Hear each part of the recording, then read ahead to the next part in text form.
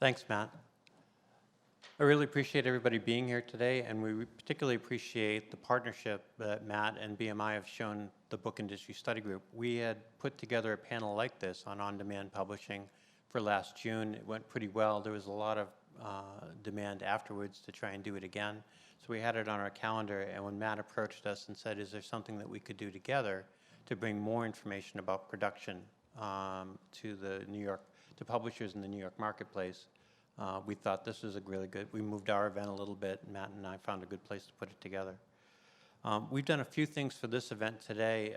Generally, we work as a much more interactive approach. So the panel that David Hetherington, who's sitting here, will moderate, will be open for a lot of questions in the second hour. But our goal ultimately is to answer the questions that you have in your own mind. And we have a really good panel that David will introduce. I wanted to point out there are books in the back, in the corner on my left as you walk back, that are available for you to take a look at. Most of them have some sort of annotation. Take a picture of it if it's of interest to you and you want to follow up. It's a really good way to do that. I also wanted to take a moment to introduce two folks who are going to give us kind of a case study. Would that be fair? Yeah, we're going to go with case study from Hachette Book Group, and they are Larry Malik and Michael Gadet to talk to you today to kick us off, and then David will lead us through the panel. Thank you. Welcome.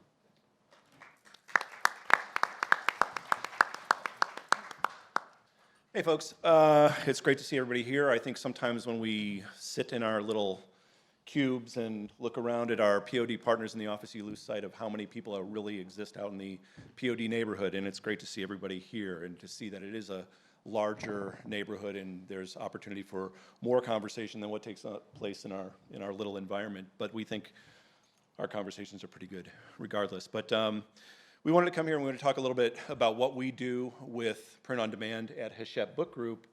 And I tend to write better than I speak in terms of getting my thoughts out. So we sat down, we scripted through kind of what do we want to say, what points do we want to make sure that we make. So if I'm a little wooden, I apologize, but I'm gonna read through kind of what I wrote out for myself. And Michael and I are going to go back and forth a little bit, and then I'll go into a chunk on kind of here's what my team does, and then Michael will tell you what he does. And before we even begin, to give you a sense of who we are and what we do, I lead the inventory planning team at Hachette Book Group. And you know, anybody who would think about what do you do with POD, you'd understand that's kind of where you start. What does the demand look like? How do we feel about whether we want to print more supply and put it into our warehouse, or do we, think it's time to move this into a digital print strategy that could be short run or could be print to order? And Michael's team, Michael manages the digital production team, and that's where the handoff occurs. So as it is at work, it will be here up on the stage. All right, so as I said, I'm the head of the inventory planning team at Hachette Book Group. My role and the role of the inventory planning team in the POD process is to identify print on-demand candidates, and also to get publisher approvals, and then we triggered the production team to kick off the print file conversion. There are a number of factors to consider when identifying candidates for print on demand, the most obvious being page count and trim size. But the planning team's greatest concern at HBG really is making sure that the publisher is comfortable with the decision to convert to POD. We really put a lot on what the publisher wants to do, and we want them to be happy. And anybody who's worked in this business and worked on print on demand for 20 years as I have, you know that maybe not so recently in the past, there was a time when quality was considered an issue, and that stigma continues to exist. And for those of us in the room, perhaps the majority of us, maybe all of us, we understand that quality issue really isn't what it once was. And a lot of what we have to do in terms of having a conversation with the publishers is get over that hump of don't think of it as POD, don't think of it as print on demand. Print on demand is really a manufacturing supply strategy, and it's something that we do to ensure that books are available, but it's not about this stigma quality issue that you remember from 1987. We've moved on from then. So to this end, in terms of ensuring they're comfortable with what we're doing, we've established a list price calculator that generates prices based on costs from each of our digital print vendors. And we do that so we can measure them against one another to understand that really what we're driving towards is a margin on our sale in whatever market that book's going to be manufactured in. We're going to achieve a minimum margin, and in some markets it'll be better than others, but we're going to achieve a minimum margin that ensures, A, we're profitable, because we need to be profitable. We can pay our authors, that's extremely important, and then we make a little money on the other side of it when the transaction's all said and done. When I talk about the digital print process, identification of POD and digital print candidates is an ongoing task at HBG. Inventory planners review a variety of daily, weekly, monthly reports which surface calls to reprint, low-volume hot titles, and lost sales, among other exceptions. Depending on what we see in our reporting, a title may be identified for ARP, which is our auto-replenishment program. I would love to talk with anybody about that in more detail when I'm sitting at a table somewhere else, because I could stand up here and talk about it for an hour and a half, and we don't want to do that. But it's an awesome program, and I'm actually pretty proud of it, and I think it's something to ask questions about, and I'd love to hear if anybody else is doing something like it, because I think it's pretty nifty. Or a title may be singled out as a print-on-demand candidate. When this occurs, we separate the title from those that we're going to reprint via the traditional methods, like an offset print, we have a digital print lifecycle coding within our system that kind of identifies for us and for our partners, here is where a book is in the process. It's a candidate. It's been approved. It's been approved for print on demand. It's been approved for auto replenishment, digital short run. The spec is being set up. It's done. It's ready. We're holding because we want to sell down inventory. It's active. So it's a multi-step process that we can see in our systems, and any one of our partners in the company can see in the systems, but also we can report on it. You can see this stuff in reports, and it's really great that way, because then our partners in sales have an idea of like, okay, here's where it's at. Okay, they are working on it. Okay, looks like it's moving along. Great, we should be able to see that it's going to be available soon.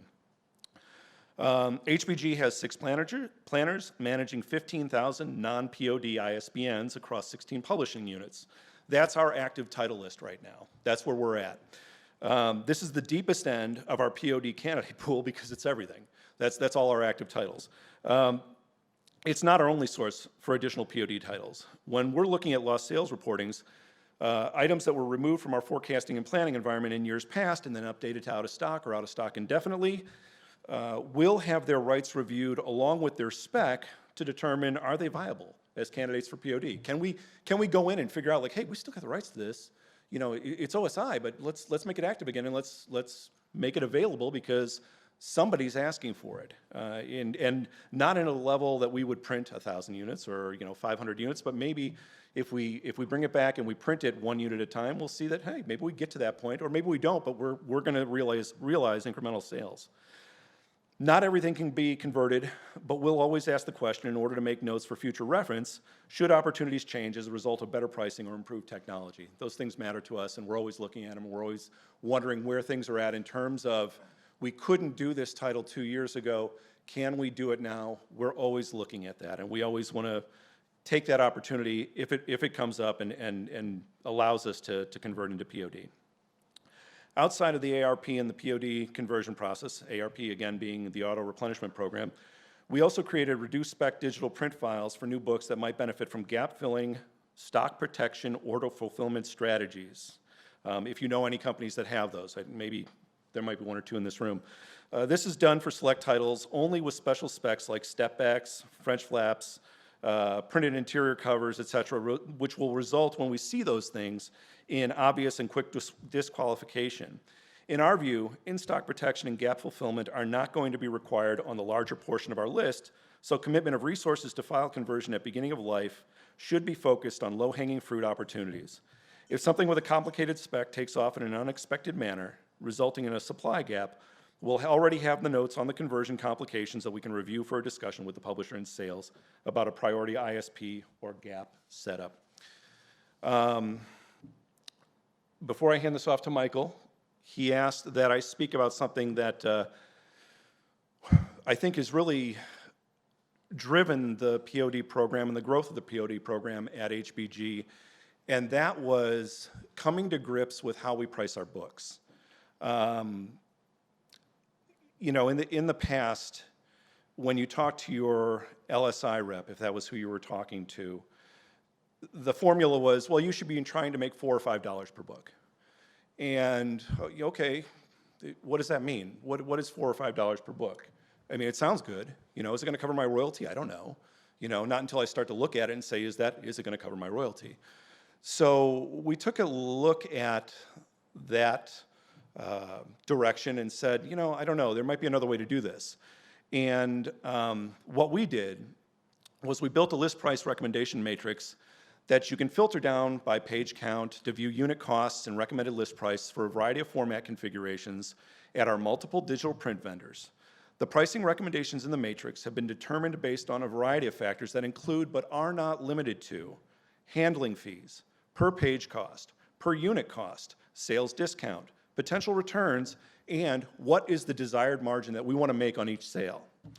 The matrix accounts for minimum price levels and our corporate pricing strategies. It also has relative pricing for publishing unit concerns, such as non-standard trim sizes, adult versus children market, and 1-color versus 4-color.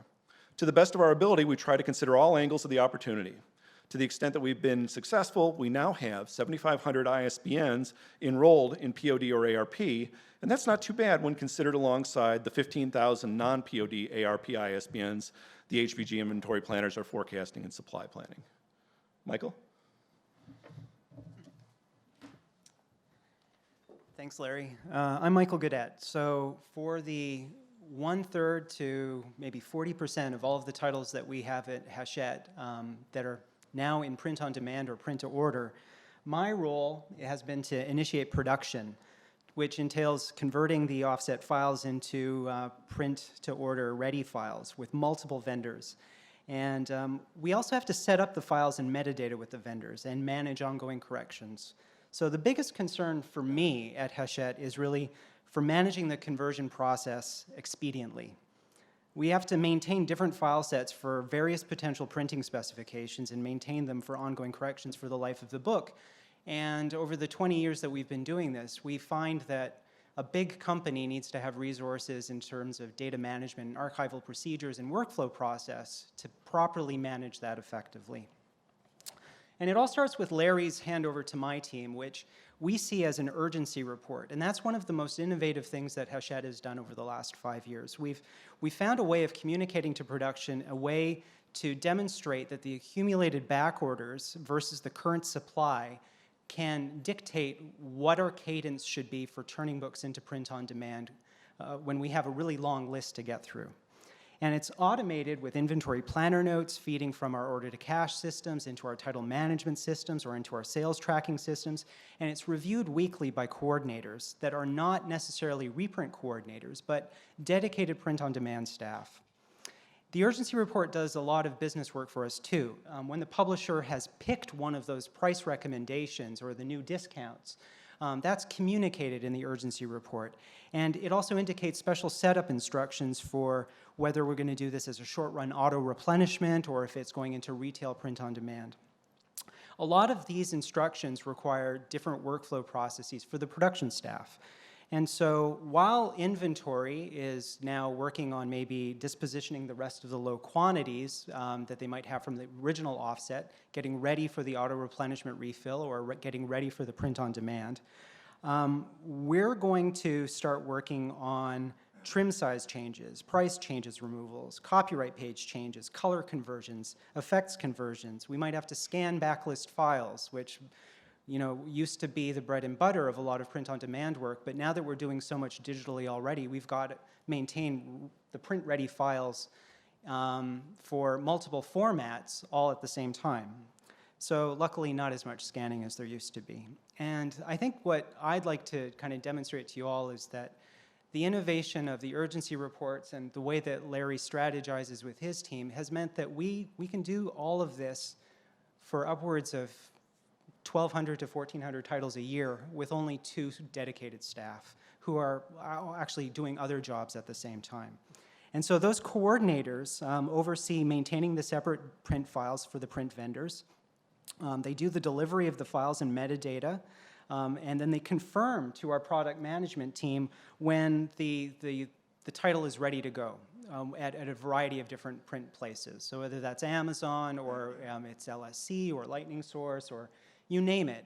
Our product coordinators are really looking into all of that and keeping track of it.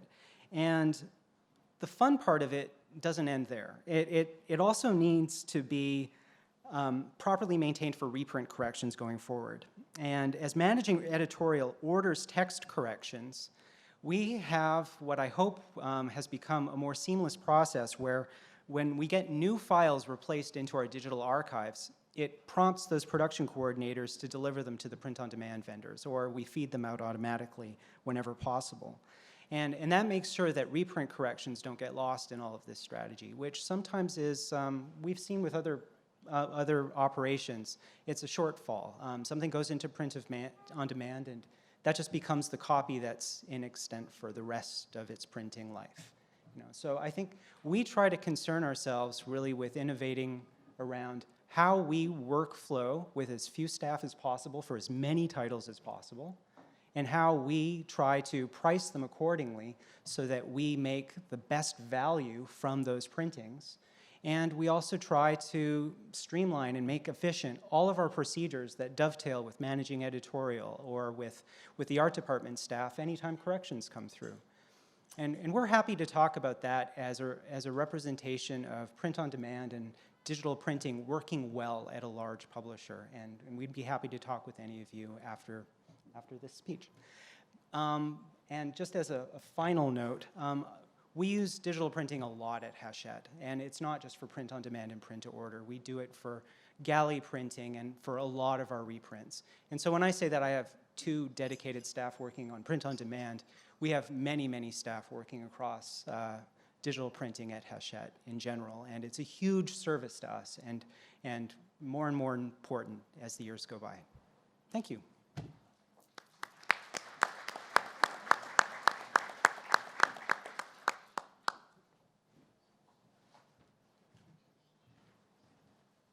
I promised David Hetherington, and here he is.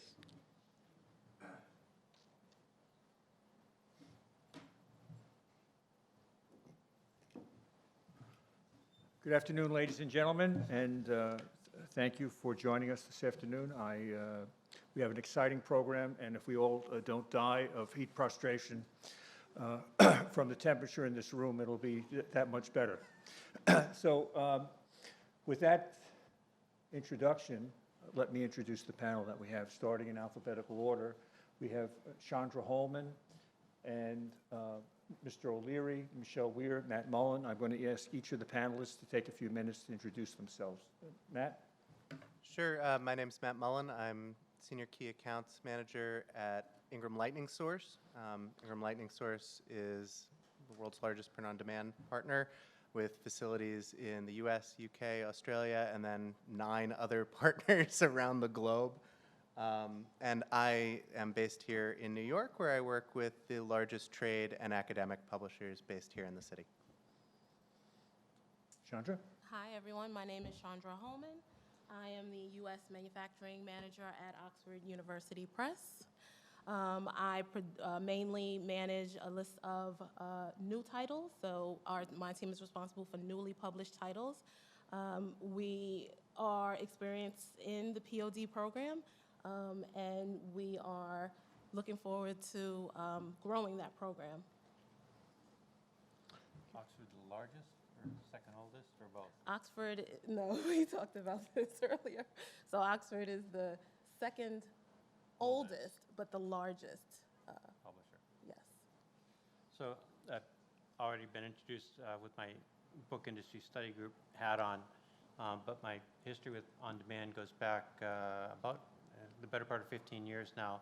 I was sharing an office with Mike Shatskin, who's sitting in the front row, and BookNet Canada in the mid-2000s asked for some help on how to think about On Demand, and together we worked out one of the first, if not the first, models that they could use to kind of do a lot of what Hachette is now talking about.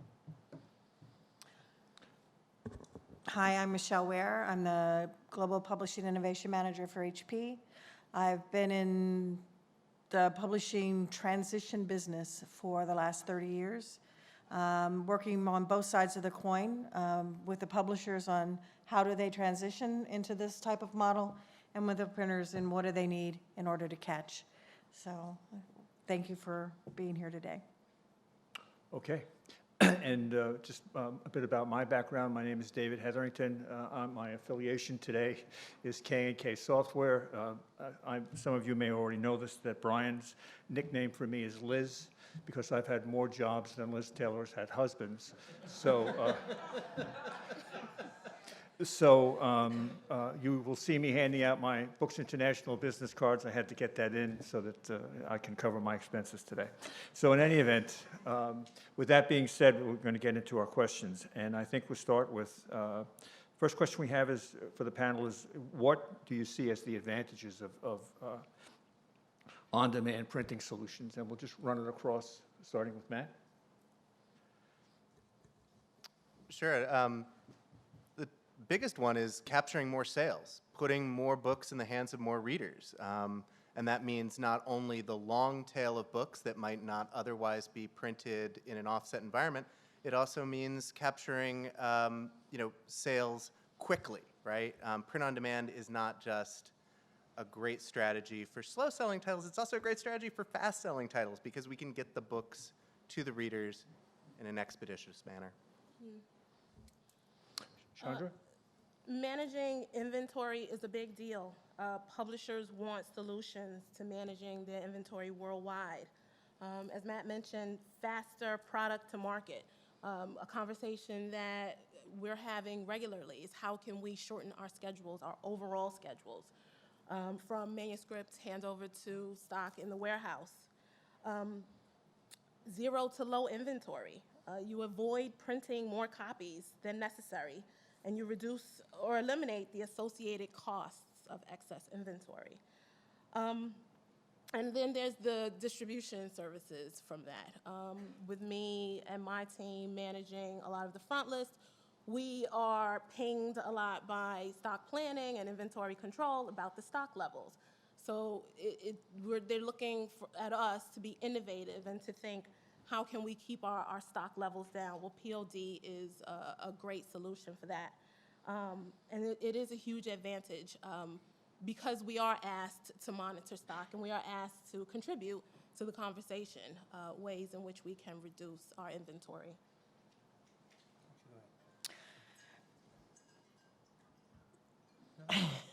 So I think that one of the biggest benefits of print to order is flexibility and relevancy. It keeps titles relevant in the market. It gives the publisher flexibility to print when they need it, where they need it, what they need, and the format they want it in. And it also enables our print providers to offer new solutions, new opportunities, global expansion, reduce waste, et cetera. So I think it's really about staying relevant and staying flexible. I have to apologize, if I may, before Brian speaks. One of our panelists had a family matter come up, Lynn Yoon from Wiley. She's unable to join us today, so Brian has graciously offered to step in. So I'd say that one of the things that we've been trying to think about, particularly within BISG, is the difference between push and pull. So an inventory-driven model that you push in versus a demand-driven model that you pull.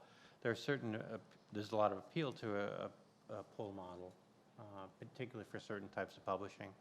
And we've actually had a meeting as recently as this morning where we kind of teased out what would be the implications if we could be more demand-driven within the marketplace. And I think it helps us make smarter decisions. There are things that have to go with that we'll have a chance to talk about, but I think it's a core part of how the industry will evolve, at least in certain types of publishing.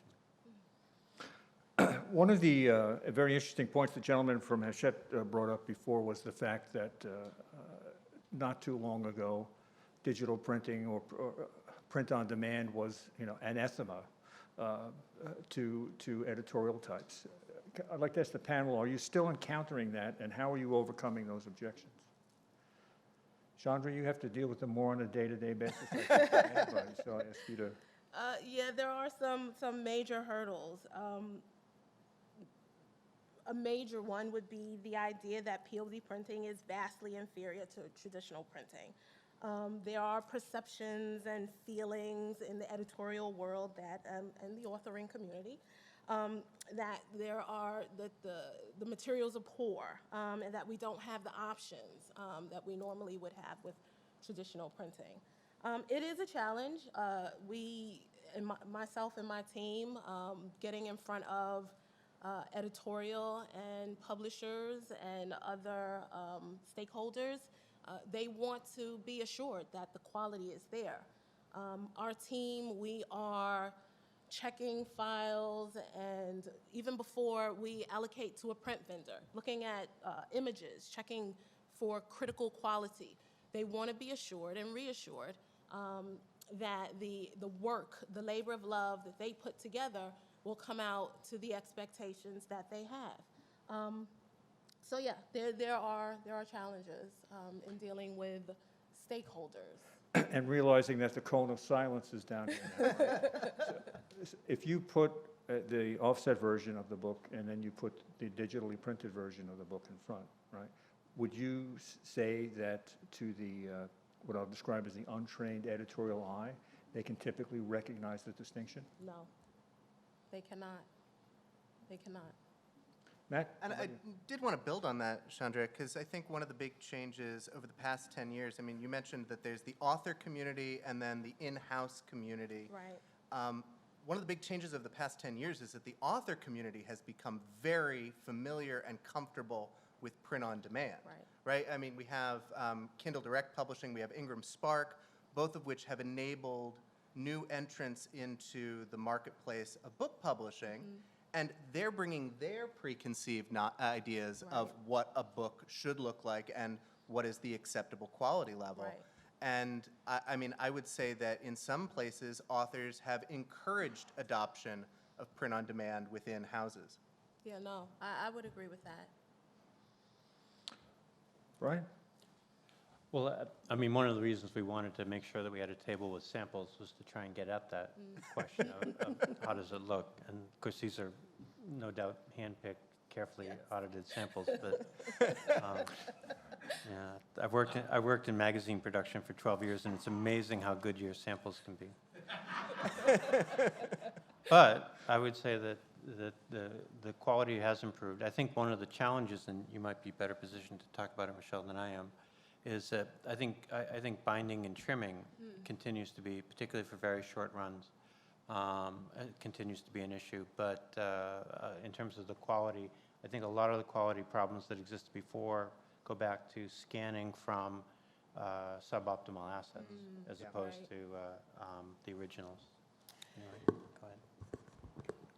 You know, quality is kind of the catch-all phrase, but it's not just, you know, you can print one book well, but can you repeat that the next time it's printed? And more importantly, can 5 different printers print it the exact same way every single time? So one of the things that HP works on with our technology, and it's embedded in our approach with our publishers, is to standardize around press profiles, color management tools, embed all of that in the file so that when it is received by a printer, that all of the information is there, it's ready, it's repeatable. And so you don't get ink differentiation or color blocking or even the wrong color. So I think a lot of this is can be addressed through a lot of the metadata and the workflow, and working with both sides of the coin again, the yin and the yang here, to make sure that what's in the file is exactly what you get and it's repeatable every single time. Yeah, I think, you know, just building on this magazine experience that I had now 25 years ago, by the time I left it, print by numbers was a fairly common thing in the magazine space, because particularly I worked on weekly magazines that were printed simultaneously in, you know, 8 to 12 different printing plants, and up to 20 around the world. So if you didn't do print by numbers, there was no way to create quality control. And books have never been in that position. They generally have been produced in one setting. Craftsmanship could be applied. But I think both with the growth of on-demand, but also just the growth of multiple places to produce books for worldwide distribution, a movement toward that kind of print by numbers approach is necessary. So Ingram is a great example of that. They have deployed technology across their print manufacturing. So if it's printed on this press today and printed on this press tomorrow, it looks exactly the same coming off the back end. So I think that the technology and the data sets exist. It's a matter of implementation and how. Yeah, I think that's a great point. I mean, as I mentioned, we have facilities in Australia, the UK, and we have 4 facilities in the US, and they're all running the same machines. Correct. You know, you talk to our quality assurance manager down in Laverne, Tennessee, and he'll say, it's like a McDonald's hamburger, right? If you go anywhere, you should get the same hamburger, and that consistency is a selling point of it, Absolutely. right? Absolutely. And sorry, just to add to that point, when you think from a manufacturing perspective and you think of the printing life of the book or the cycle, a file could start out dedicated or headed to an offset press.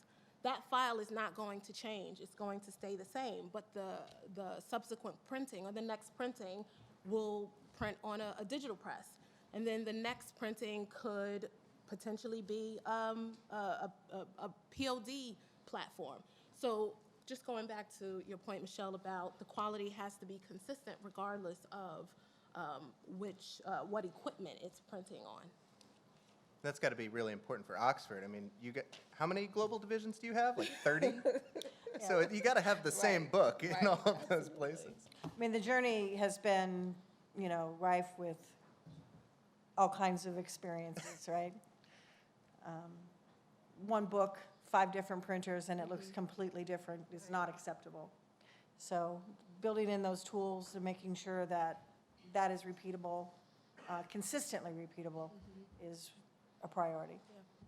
So I'm curious, though, I mean, in preparing for today's event, I've read various studies about the degree to which the digital printing has been accepted. And one of the things I found very interesting is that there still appear to be significant, I hate to sound like our suntan president, but there are significant pockets of resistance to the technology still. So the question in my mind is that what do we do as publishing professionals to keep this ball moving forward? Because, I mean, frankly, I can remember, I think somebody mentioned 1987 digital printing, and I can remember, beating a Donnelly sales representative to within an inch of his life trying to convince me to use print on demand. And that's before I went through unit cost detoxification, right? So I've sort of, I'm in unit cost anonymous or something like that. But in any event, it's changed dramatically. So my question for the panel is, how do we keep moving this ball forward? Well, I think that it's again, there's 2 sides to this. On the manufacturing side, there's a set of tools that need to be deployed at the printer.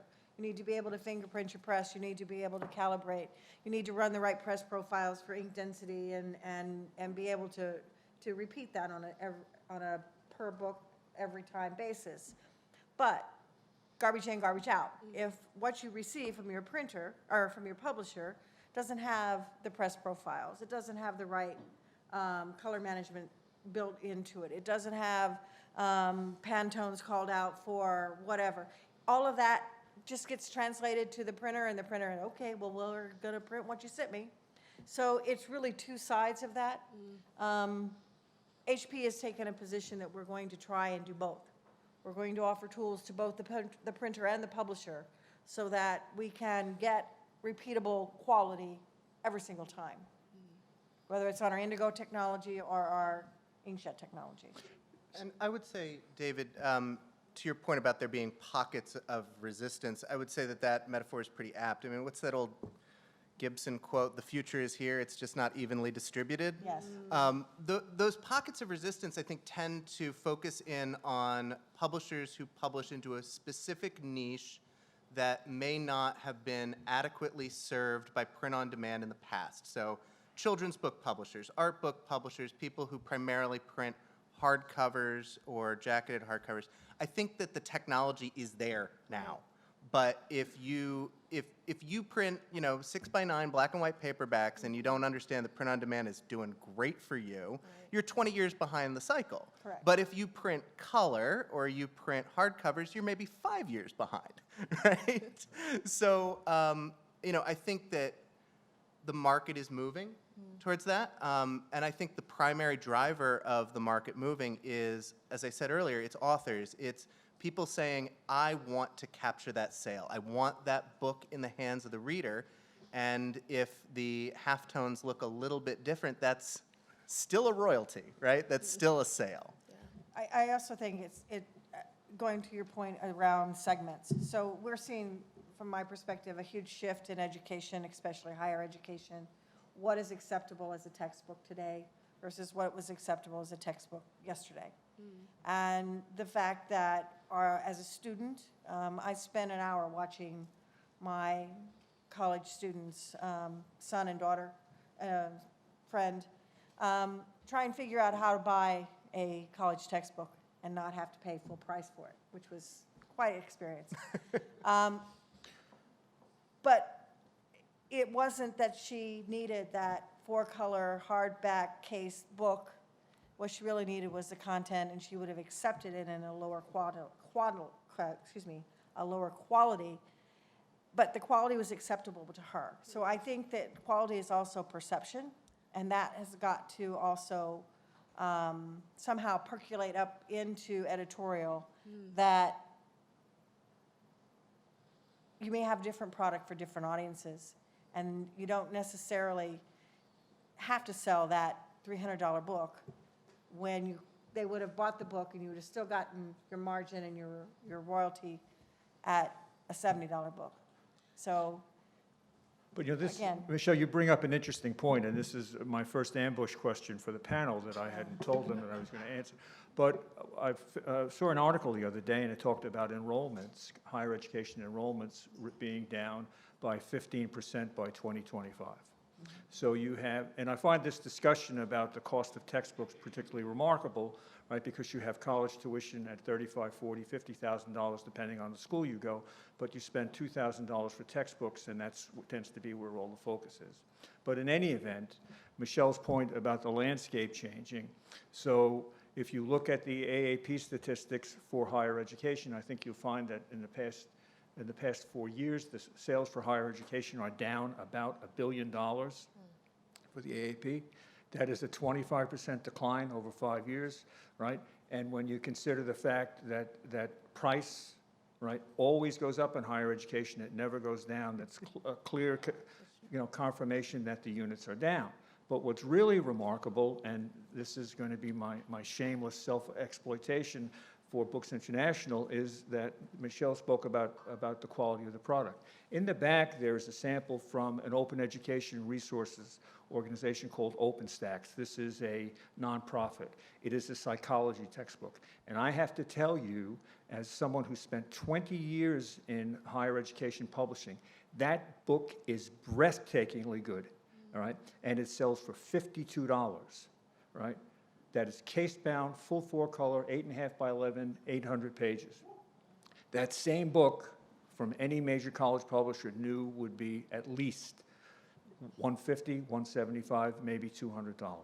So I think that there's another threat here, and that is, what are the implications for enrollment, and what are the implications for open education resources to the marketplace? Any thoughts about this?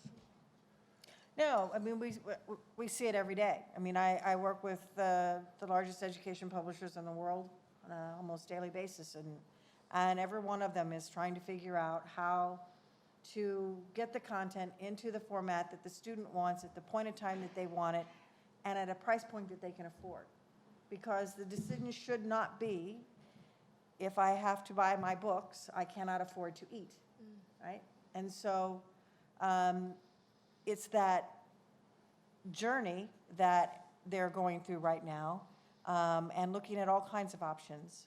Because really what they want, what the student really wants, they want print because that's how they learn and that's how they retain, and that's what they need. But they really want the content and the information.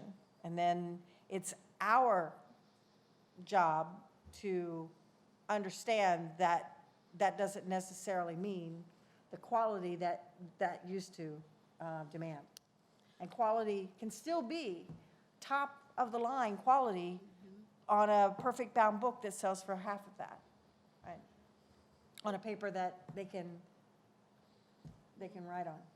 We do make the mark. David mentioned that beautifully printed book. We do have a lot of wins. But I think there's still more work to be done to bridge the quality divide. So it's bringing our pre-press teams and our production teams and our print supplier teams together to have that conversation about quality. It does start with pre-press. Michelle had mentioned garbage in, garbage out. I'm a full believer of that. But there's a divide. There's a separation. And pre-press don't often get to, or pre-press meaning the compositors don't often get to get in front of our print suppliers for whatever reason. But I think bridging that, and there's more work to be done to bring those teams together to improve the quality. And I think we'll be less concerned about print on demand and digital printing because we know the quality is there. It's getting the files in shape for multiple printing methods. So I just wanted to add, to your point about higher education sales being down across the segment, in situations like higher ed is going through today, the most operative part of POD is the demand piece, right? There is higher variability in the marketplace. The forecast of what you're going to sell last year is going to be different this year. POD offers an excellent partner in a time of high variability, right? And so if business is down across the board, you want to make sure that you're capturing every sale that you can possibly capture. In that sense, POD ends up acting somewhat like insurance, right? It's a backup in case you do not have supply. I hate that metaphor because that means that I sell insurance, and that would be very disappointing to my mother. But I think the other point about higher education, going through a contraction period, is that there are new entrants into the marketplace that can take advantage of that change. As you said, there are some disruptors who can offer a similar product at a lower price point. There are also publishers experimenting around a print edition of open access, right? You can offer a free digital edition as part of your open access program, but you might offer as well a printed edition where you can make a little bit of a margin on that as well. So there are a number of university presses experimenting with that today. So I wouldn't say that the picture's all bleak. No. I think, and I think It's just changing. Yeah, and that change has, I thought, brought around a lot of positive rigor around the finances of operating a publishing house in that space. Yeah, I think if you were bringing me here today to solve the education publishing problem, I would have passed. But but I do think that, there are some interesting things. And one thing is that on demand has essentially made many more books possible. There are books in the market that would not have made it through under a traditional model. And I think the distribute then print model, which is fundamentally the on-demand model, is going to, especially if it reduces or eliminates returns in certain markets, is a much more sustainable model. Spending money to move content, to move physical inventory from a distributor to a retailer and then back is, it's not a great footprint. So. No, they call book miles. Well, we're actually, there's some interesting work going on in the UK that we'll talk about at our annual meeting in April about sustainability, and the UK's ahead of us on this, and we're going to have Karina Urquhart come and talk about it. The other thing I'd say with respect to OER that's interesting is it does give you the ability to customize, which is something that, a lot of the volume I imagine that goes through Ingram right now is if it's not course packs, it's at least customized to specific purposes. Mm-hmm. That's never going to be possible in a traditional model. Yeah. But I would commend the folks in the audience, if you get a chance to look at a website for OpenStax, OPENSTAX, and take a look at the products that they offer. They offer what I would describe as 101 level course textbooks, the stuff that the Pearsons and the Cengages and the McGraw-Hills and the Wileys kill to get those adoptions. And this is nothing in that product portfolio sells for more than $52. And it is really top drawer, and on top of that, it's also complemented with the same, I should say, not quite the same, but a very extensive battery of the supplements that prompt instructors to adopt the product. So you really need to take a look at that if you want to get a sense of what the marketplace is up to. So let's talk a bit about, though, that environmental point that Brian raised. I just took a recent trip to the United Kingdom, and in the course of several business development discussions, the one question that came up constantly was this notion of book miles, and that in the United Kingdom there's a real emphasis on the greening of the publishing supply chain, and the idea that business decisions will be made on a number of factors, not just the idea of unit manufacturing cost, but the companies, particularly a large university press that competes with Oxford, whose name I won't mention, right, are very concerned about the idea of book miles in making their supplier selections and their distribution decisions. You want to talk a bit about that? Michelle, you want to talk about Hewlett-Packard and but what you see the value of the Hewlett-Packard model for the environment?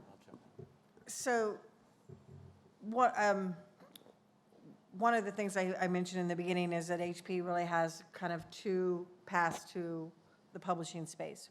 One is with our print service providers who we sell equipment, our Indigo technology, our inkjet technology, finishing lines, et cetera. And then we have a set of tools that we use with publishers to help them manage their files, put them in global repositories, and distribute the orders around the world to print locally.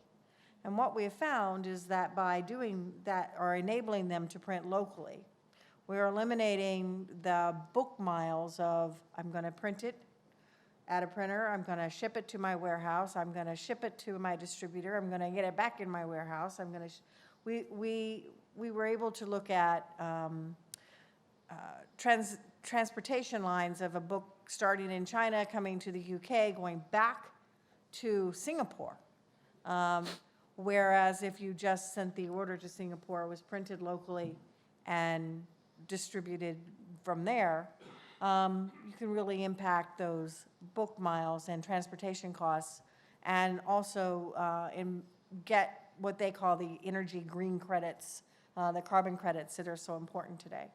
So it became quite the study to actually look at what these book miles and how many times a book actually transports itself in the life cycle of a sale. And it's an interesting study. Okay, so Matt, a question for you. Ingram has been a leader in this digital printing space for 20 years at least, all right? What's driving the company's continued commitment to this, and where do you think it's headed in the future? Sure. Our commitment isn't just as a printer. Our commitment is as a wholesaler. Our commitment is as a distributor. Our commitment is to put a book in the hands of every reader who wants it when they want it. And to that end, it's not just, that's our mission statement. It's also something we invest in, and we invest in it heavily. So on the topic of book miles, it's not just, an order going to a printer, going to a warehouse, and then going to a customer. Ingram's taking it even one step further. We partner with retailers who want us to print and then directly fulfill that out of our facilities, looking as if it came from a DC. We do that for all of the large book retailers in the United States, at least. So, we are cutting not just the book miles, but for a publisher, we're cutting freight, we're cutting receiving, we're cutting shipping and handling costs for you as well. And I know, you'd asked when we'd spoken earlier, what are some of the things that publishers are tracking? I think one thing that they don't necessarily track very well is the fully loaded cost of goods, right? What's my freight costs? are there pieces of that print run that I could peel off to save on those freight costs, right? So a very typical case that we encounter at Ingram, because we have facilities in the US and the UK, is that they will gang up all their printing to get the best rate, and they'll print it all in the United States, and then they'll take, 10% of the copies, and they'll ship them over to the UK and get absolutely killed on freight costs. So we work with them to say, is there a way that you could peel off that UK run? What would that look like? How much could we save you on freight by doing that? And I think when you actually get down to looking at the P&L on it, it's revelatory for a lot of publishers. That is a very important conversation, and we're having the same conversations at Oxford as we speak. The topic of distributed print came up last week, and the idea that we can submit a file if it originated in the US, how can we produce copies of that book in the UK, in India at the same time? So it's a very valid conversation, one that I think publishers are open to exploring. The thing is that we tend to have these conversations with our existing print partners. So we like the one-stop shop model. So if we have an offset program set up with a supplier, we'll go to that supplier and we'll explore their POD model, their distributed print model, to keep that one-stop shop going. And it's also the trusted supplier. But I think through tenders and pricing exercises. But to that point, though, I have a question for you. Do you find yourself, I know that in the past I've encountered it, that when you go into certain parts of a publishing organization, the closer they are to the manufacturing of the book, the more the focus is on unit manufacturing, because that's what they're gauged on. That's their point of reference, whether they're doing a good job or a bad job. Right. So the question becomes, in order to make this total cost of ownership model, this is something that has to go higher up in the organization. And do you feel that there's a willingness to listen to this, that there's an appreciation for this, or that there's still what I'll describe as overemphasis on unit manufacturing cost versus total cost of ownership? No, total cost of ownership is a huge topic right now. I think there is an emphasis, and I think that higher up the chain, they are paying attention. They are having those conversations, more so than on the ground. It's business as usual, but I think in those closed rooms, I think total cost of ownership is a hot topic at the moment. At Oxford, tools are currently being developed with our existing suppliers to help facilitate that.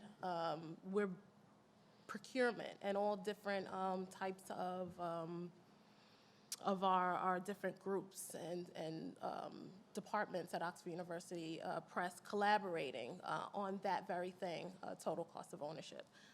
Can't go into much more detail than that, but I think it is high up there and very important. All right, well, thank you for sharing that with us. David? Yes. I think one of the reasons I think you see equipment manufacturers getting involved in more conversations like this one is that there is a need to make that argument more broadly, that it has depended largely on, say a Cambridge University Press as an early adopter of on-demand technology, or Ingram, which is in a reasonably unique position of being both a production house as well as a distributor and a wholesaler. But for the broad swath of the industry, I don't think that I would be surprised if everybody's moved away from cost per unit printed to cost per unit sold as a barometer. I think there's a movement, but it's not universal. I think you're right, Brian. I think the first step that most folks have made is loading in the cost of returns into that unit manufacturing cost, because it makes a lot of sense in an offset environment where you have necessary overages, right, to take a look at what my costs look like when you factor in the returns. I think oftentimes there's a bit of a nuance there, though. So most of the time when we talk about returns, we talk about it as a big blanket thing. There are sales and then there are returns, but there are different types of returns, right? So at Ingram, we have customer returns as a wholesaler, what gets sent back to us as a retailer, but we also have overstock returns, right? If we take too big of a position and the demand isn't there, we have to send some of those returns as well. In a print-on-demand environment, you don't really have overstock returns because you're manufacturing right to the demand. You might still have some customer returns, but they're very small, right, comparatively. So I don't think, even in the publishers that do focus on returns as something they back into the cost per unit, I don't know if they're always looking at what type of returns they're getting. There's a nuance. No, I mean, I think you're absolutely right. There is a definite relationship between the inventory model, print on demand, it's sold first, printed later, and the chances that the consumer will return it are small. With the automatic stock replenishment, I think it's pretty much the same thing. It's when you get into those core businesses that you have that return risk, and then it's the channel partner that in effect creates the return risk. I mean, I know I have some former colleagues here, but I used to work at the returns capital of Western civilization, you know, Baker and Taylor, right? And you know, we had huge returns coming back and forth because you could never predict the demand. Particularly with the professional product, it was especially difficult because there was this migration to digital, right? And the library models and such an aggregation. So I think it's very much situational. It depends on the product and it depends on what you're selling to whom. And I think that there's one more element to that, David, which is a little bit more amorphous and I don't think anybody's looking at, is really the cost of time, right? So especially during the holiday season, Ingram gets flooded with last-minute orders because they know we're really fast, right? So if you need books immediately before Christmas, we can get them to you, right? So, and still with time to sell them to a customer. If you are a traditional house and you have a longer lead time to get books out of your warehouse, sometimes 10, 15, 20 days, you may miss the window in which you can capture a sale. So you are essentially selling a return, right? If there is a time-limited period in which you have for the customer to ultimately put that book in the hands of a reader.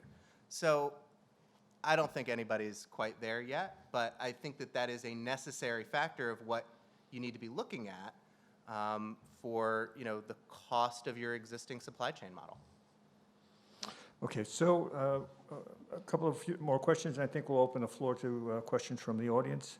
So versus the UK in particular, are we ahead or are we behind in terms of the use of digital printing and print-on-demand technology? What's the view here? Well, at an organization like OUP, I would say that we are in line. A lot of our practices, our models are aligned. So we consider ourselves a global organization, and now we've decided to make changes that are that affect the U.S., but that also affects, and not U.S., North America, right? Because we are also, our offices in Canada and the United States are considered North America. So I would say we're not behind. From a manufacturing perspective and having had responsibility of UK printing for a stint, I think we're, and I'm speaking for OUP alone, I think we're aligned. Michelle, you deal with printers on both sides of the pond. What would you say? Without I'm going to tread burning carefully it, here. yeah. So, I think the answer depends on the question. So is the question I need to print on demand a book of 1? Or is the question I need to print on demand a book of 50, an order of 50 for the same book? So it really depends. Book of 1 in the United States is lagging behind the capability of some of the printers in the European market, with the exception of Lightning Source. Thanks, Michelle. Thank you for putting that spike right through my eye. I said I was going to tread lightly. But Bridgeport National, they've been doing Book of 1 for a while. You know, it really depends. It requires a very specific ability to batch and produce and run their press at rated speed. So you have to have the technology and the workflow and the software support in order to effectively do that. So I think the answer to the question is, what is the question? Is it book of one, or is it short run? And the definition is critical to the question. Brian, you answer. deal a lot with our compatriots in the UK. What would you say? I would agree with Michelle. I think that the nature of the European market is, there's not a huge endemic demand for Dutch language books. So they're used to producing for lower quantities and matching it. There's also a tighter integration in a lot of those markets. You think of Germany as an example, tighter integration between distribution and retail in a way that the U.S. market does not have. So the kind of communication that you want to have to be able to essentially pull demand through the system doesn't exist. I think it's a real issue for us in the U.S. market. And we also haven't sorted through what some of the rights implications are for thinking when is the content going to be made available in that market. I mean, the technology is required is from the printer side, is the ability to receive 6,000 orders of one as opposed to one order of 6,000, right? And the ability to process those individual 6,000 orders in a time frame of 48 hours. So from the time you receive it, you have to print it, bind it, pack it, and ship it, bill it, and update some kind of system to tell them where it's at. So processing 6,000 books of one, going to 6,000 different customers, is a whole different ballgame. And I can, show you live feeds of 1s, 2s, 3s, 15s, 13s, 5s, going all over the world from one of the largest publishers in the world, all printed, in 48 hours. But it requires the right set of technology, the right workflow, and the right partners on both sides in order to make that happen. Yeah, I mean, we're going to talk a little bit about this tomorrow in the panel I do on standardizing Standardization. to streamline production workflows, not specific to on-demand, but in preparing for that, as well as I did a talk last May at a Canon event, said essentially that one of the big problems for publishers in the U.S. market is we're not ready to support, for the most part, that flow of information in a way that would make it cost-effective, not just for publishers, but for printers to be able to handle that degree of customization. And yet, I think we need to be pretty soon. I'll put in a good word for the United States on this one. I think that the United States, from a book of one situation, is very far ahead in certain respects than other English language markets. And the primary reason has to do with Amazon, right? This is the first market that Amazon really began to dominate in books. And they went from, as Mike Shatzkin has pointed out, we went from an environment with like 250,000 books in print 30 years ago to now Ingram Lightning Source has 19 million, right? All available to print as a book of one. So I would say that dealing with the first really, truly long-tail book retailer has given some U.S. publishers a step ahead to making sure that their entire catalog, where rights permit, is available at all times through some sort of manufacturing method. Yeah, I think that I agree with you, and I think that problem has been solved it's not quite fair to say, In pockets. in a proprietary way. Yeah. So, in effect, if you've gone through the portal, put your book in, yeah, you can get great support. I was thinking more about the production models for larger and more traditional publishers trying to figure out how to migrate. And it's, I think that there's an opportunity there for us to do better. Yeah, I mean, one disadvantage that the United States has always had is that our percentage of book sales that are made for export is smaller than the UK. So the UK has, it's very common for a global academic publisher like Oxford to say, all right, the global demand for this monograph is going to be 80 books, right?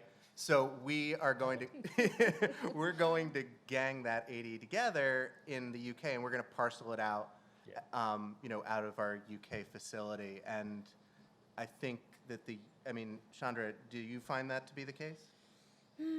Well, I can't really speak to that because our operations run differently. We do produce, for example, I have my team here. There are print editions that we produce in the United States that we prefer to print here. The unit cost is preferable, and we export those copies to the UK. So it's a mix. There's a mix of models. Okay, One so, of the things I go ahead. will say about having this kind of ability to do book of one and always available is the increase in sales. We've seen a 50% uplift on the sales of the titles just because they're always available, and you can order one and you can get it printed and you can ship it directly to whoever ordered it. And that was unforecasted revenue. The publisher did not expect to see 50% year-over-year growth in the titles, which was a lot of money for them. So one last question, and I think we'll open this up to the audience. How do you think the rise of third-party distribution affects this, right? So if publishers have a big fixed footprint of warehousing space, but the demand has become less predictable, the demand has become less concentrated, and in the case of higher education, or K-12 or professional, that demand is certainly shrinking, right? Is there a relationship between a publisher's inventory, or what I'll call distribution model, and their print model? Matt? I mean, we have a stake in that game because we also provide third-party logistics. But I would say today, more than at any other time, publishers have more tools available to them to handle different financial models, to capture different types of demand at different times of demand. I think it is a macro trend that publishers are moving from a high fixed cost to a more variable cost. One of those is certainly warehousing, but depending on the publisher, depending on the situation, it really just speaks to the primacy of the finance department making those calls and reviewing them, right? And I think as there are more tools available to departments there within publishing, there's more opportunity for cross collaboration, right? The production team in Larry and Michael's example was speaking with editorial. Editorial is speaking with manufacturing, who's speaking with finance, and that can't be anything but a good thing. Chandra? I think we're still very much at the special circumstances for distribution services. I think we have certain products that we might want to employ distribution services, but it's not wide-ranging. I think there's a lot of more work to be done, conversations to be had to explore that and expand it. In my experience, just like I said, there are special circumstances or special products that we might use distribution services for. We have a POD model, and then we might use distribution services for subscription products, for example. But we're very limited in that arena. So it's very special circumstances. And subscription products have their own fixed costs, Right. like customer service and accounts receivable. And this is a place where you might say, I'd like to make that variable. I'd like to Right. have that as a fixed cost. Right. Ryan? Yeah, I agree with Matt that the breadth of choice has never been greater. There has been a fair amount of essentially vertical integration. A company like Ingram has invested heavily to be able to offer a lot of different services. Amazon, in different ways, could be said to have done the same. I think the thing that's missing really are the tools, for example, that would allow somebody to look at, for argument's sake, 14 channels and make choices about how to best serve those channels. They're not really built into the ERP systems. They're kind of rudimentary at this point. So people kind of make the shortcut. I mean, I think that's what you're referring to. You make the best choice you can given the data that you have available to you. And I think we could do better. BISG is a good example. We could do better to communicate standards across these different parts of the business so that it did become more interoperable, that you didn't feel like you were captive to only one solution or a small set of them. Michelle, any comment? So usually every major publisher that I work with, one of their priorities is their warehouse. It's the reduction of the waste, the reduction of the product that's, their turn cycle, increasing their turn cycles, eliminating the pulping. So they ask for, for tools on how do we do that? How do you stand up a virtual inventory? How do you guarantee, books still stay in print? I know Ingram has a methodology where they can tag the book as being in virtual but still in print. And as long as you can guarantee delivery within an X amount of time, you're maintaining the rights with the author, et cetera. So there are the tool sets that exist in order to help and in order to facilitate. It just requires the right conversations and then a process that you have to go through in order to start that. And it's supply chain. It's a real supply chain discussion across the whole supply chain, right? All right, with that, ladies and gentlemen, we'll open the floor to questions. Mr. Logan? George, the mayor. After hearing about your comment about the publishers have an awful lot of tools that they can rely on today, I still get the feeling that when it comes to inventory reprint decisions, it's still an art and not a science. Because no matter how many tools or algorithms or dashboards seem to be out there today, I get the feeling inventory managers are still rushing for the Greenberg reports and making those gut feel decisions. Do you get the same feeling? Yes. I mean, it's only an art if you want it to be, in some ways. I think that, as Michael and Larry were talking about, there are a number of important data factors that they're already looking at, not just rate of movement, but a historical sales trend around each individual title, and they're making those decisions at the time of reprint, or in the case of available on demand for them, they're making that decision, across the business for tranches of their title base. I would say that if publishers do consider it an art to reprint, which I think there are probably a lot of artists in the room who are very good at it, I think that it would be at least of value to them to track how often they're right? So at the very least, put a little bit of analytics rigor around it and say, look, I'm right 90% of the time, which is where I come from, still an A grade. But what was the cost of that final 10%? Was it you left money on the table because there were more sales? Was it that you were left with 3 years worth of inventory that your finance team's going to come knocking on your door asking why are you filling up my warehouse? I managed inventory staff at some of the 18 places I worked, and one of the things I can tell you is that a good inventory manager is worth their weight in gold. It is a thankless job. When you're right, nobody cares. They expect it, and when you're wrong, they never forget it. So I think that that any of you who have a good inventory manager, embrace them.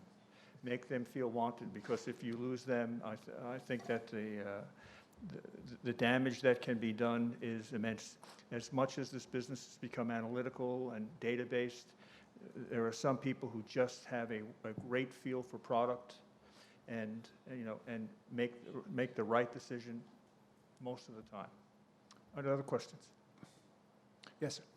What's the percentage of cost differential between on-demand and offset? Is there a typical guideline that you've seen become evident?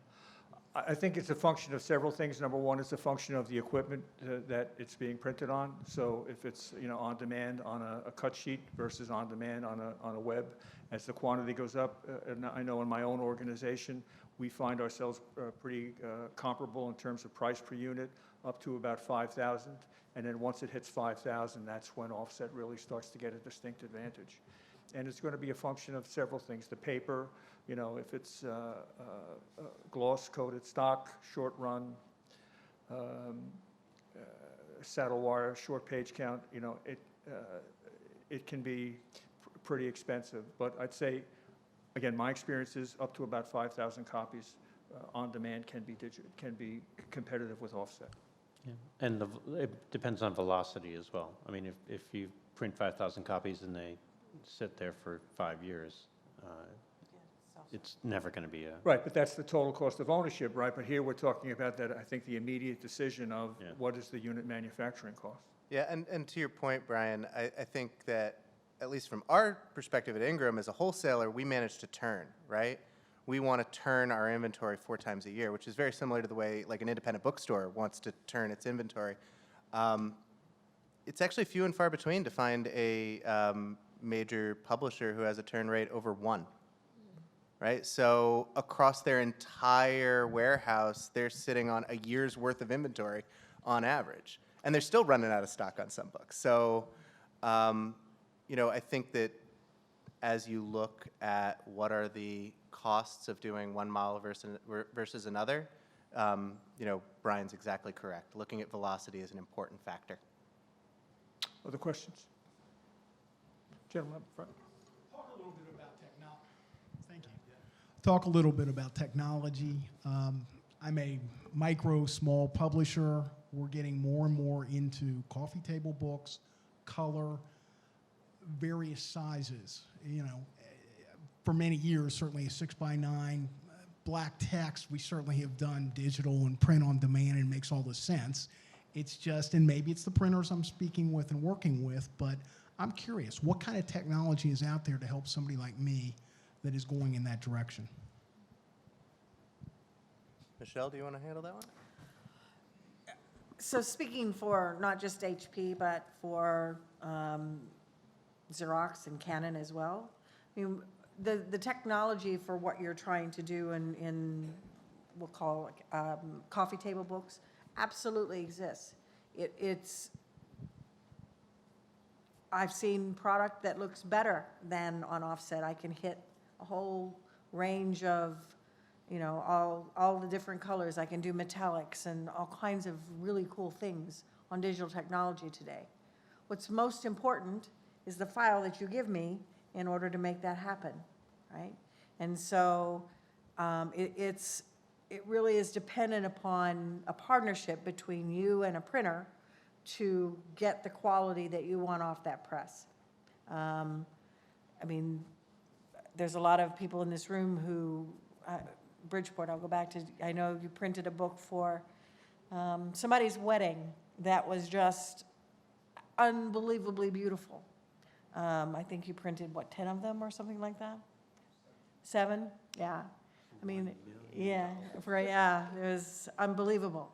So, but the photographs and the content was of the caliber that enabled them to actually print that. So I really think the technology exists. It's just... Absolutely. We can print, I can print on anything from a postage stamp to a wall wrap, right? And I can hit any color that you want. I think the issue comes in, though, with the finishing, right? So Right. depending on what that... Right, we can spot varnish, we can flood, we can overprint, we can make it look like it's raised, we can do all kinds of things. But you've got to tell us what you want it to look like, and the file has to be able to accomplish, to feed the press in that manner. Typically, we're on offset, and then would like to go to digital. So that's, we make our money mostly from offset. So, again, there's a lot of discussion here, and I'm the first to admit, I may not understand a lot of the things that are going on and how to make money with various ways of printing. So. Well, you've got some really good printers in this room, that I would encourage you to talk to who have, really good digital technology that I think you would be very pleased with. And I'm happy to help you. And that's what a lot of tomorrow is as well, is talking about how all those things integrate with each other, and you'll be able to talk to those printers tonight upstairs. Other questions?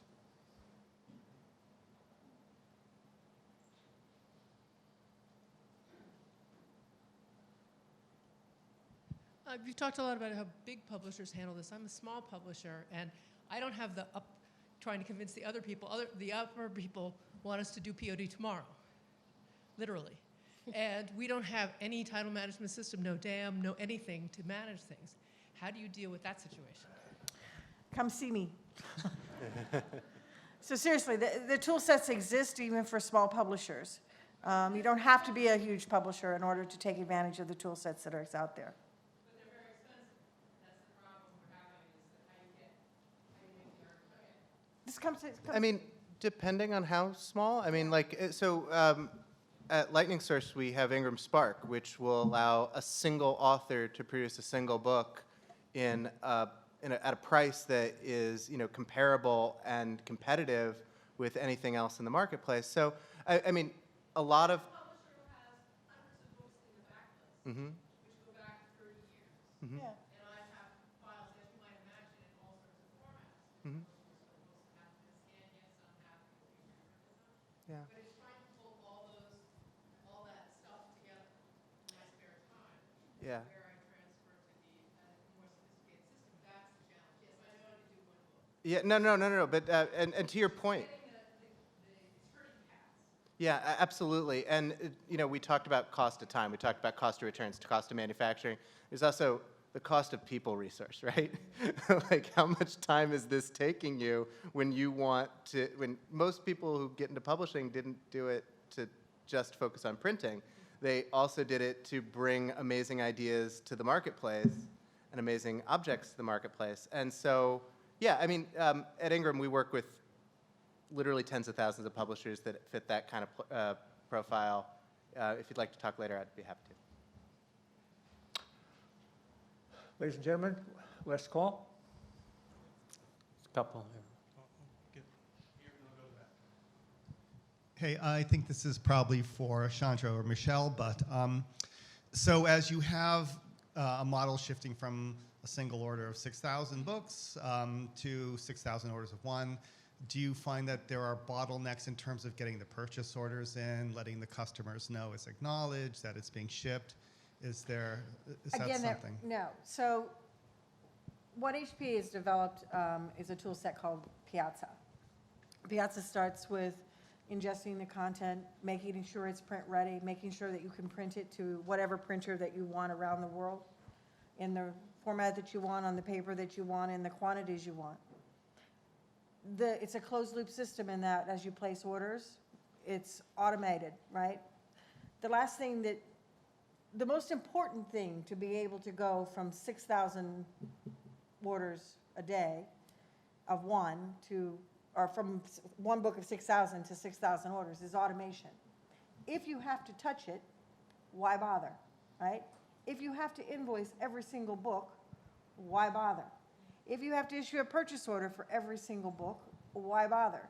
So this becomes that relationship between you as the publisher with your printer having the tool set that connects you together where they can receive a feed from you of those 6,000 different orders, and they're processed, they're billed, they're updated, you know exactly when they've shipped, and you get a summary bill once a week, once a month, however you decide.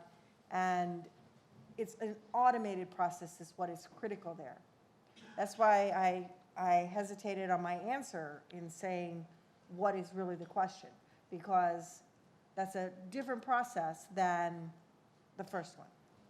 I mean, really, the only way it works is if the workflow changes. You Yes. cannot, you need an accounting department, and imagine trying to do collections in that particular situation where you've got, 600 orders of one, and it's just a nightmare scene. So I think I can say that from my own experience, you have to change that workflow completely. No single purchase orders come in. It's one feed a day or several times a day with orders, and that makes all the difference and makes it possible for both sides to be successful. Everybody's able to do this? Yeah, Yeah. yeah, I mean, we have the technology for the publisher, it's called HP Piazza. We have technology for the printer, it's called HP SiteFlow. And both of them, by the way, work with whether it's an HP press on the back end or not. So, We're gonna, Dave, last one. Okay. As a publisher, been really pleased with the advances in digital printing technology in the past few years, and as you said, really side by side, the untrained eye, you really can't tell the difference. And the cost has come down a lot. What that also means is the barrier for entry has gotten very low, and instances of piracy and counterfeiting have gone up a lot. And I'm wondering, besides just file management, protecting our files, what advice do you have for publishers to inhibit nefarious actors, often overseas, from doing high quality scans of books and then producing them and selling them in the US market? so, go ahead. so if somebody wants to cheat, trust me, they'll figure out a way to do it, right? But there are technologies that you can deploy around blockchain, for example. We can encrypt and decrypt. We can track how many actually were printed by our presses. We could tell you where they were printed, when they were printed, and who printed them. We can tell you any changes made to any files. All of that is tracked and fully available. But nothing will stop a thief who wants to take a book, take the spine off, scan it, and print it. I mean, there are ways to bookmark or watermark the pages so that they don't copy well. But again, if you are a publisher, I was with a publisher in Colombia, in Bogota, and he told me that for every one he sold, he lost 3. And I was just floored. But there's, as many things as you put to stop that, the technology exists to break it. So RFID is another possibility, watermarking, actually putting serial numbers on presses or on the actual books. All of that's capable today. It really depends on what it is that you're trying to stop. Where's Don Greenberg? Oh, God, please, no. No, but you should talk to Don. Yeah. Hi, I am Don Greenberg. I was the publisher at Project Management Institute, and I dealt with counterfeiting and piracy of my books for a long time. So I ended up getting involved in doing the detection and prevention of my books. And what the panel was saying in terms of you really can't stop it, that's true. But there is technology that's out in the market nowadays that actually can embed in the photographs. Because anybody could take your book and reset the type. They're not going to scan it. They'll actually literally, like I did print with anti-counterfeit print technology, so my books were counterfeited, but they were reproduced by the actor. So the actor literally reset 792 pages, cover to cover, all the text, but they couldn't do anything with the images, so they ended up trying to reproduce those. I got into, I'm not here plugging myself, but in a sense I am. I got into anti-counterfeit print technology, and there is technology that's similar to currency technology. So if you go to copy it or go to scan it, it won't reproduce. So the idea is to embed this technology into photos or into margins or into areas that it doesn't take away from the look of the book. Because the main concern of a consumer buying a book is that you've put something in a book to keep them from making a copy, but you've also taken away the look of the book, or in the case of an art book, you can actually embed technology in that photograph. But flipping back to the sort of the Amazons and the e-commerce marketplaces, Unfortunately, you can't stop the sales and distribution of books. And the biggest piece is the digital part. So someone will scan a book, or actually someone will get an actual ebook that they bought and made it available to somebody and rip off the wrapper that has the DRM in it. So you're dealing with the problems of the digital book getting into the marketplace, going onto a site, someone cracking that, and that shows up somewhere. And then you're dealing with the printed cycle. But I don't want to keep going. I just want to, yeah, I want to throw in that we've done about a half dozen webinars over the last 3 years on various aspects of piracy and counterfeiting, including one with Don. And they're all available on the BISG website without charge. You probably would be asked to just give your email address. And we do that, just probably not the best argument for membership, but, but they are available.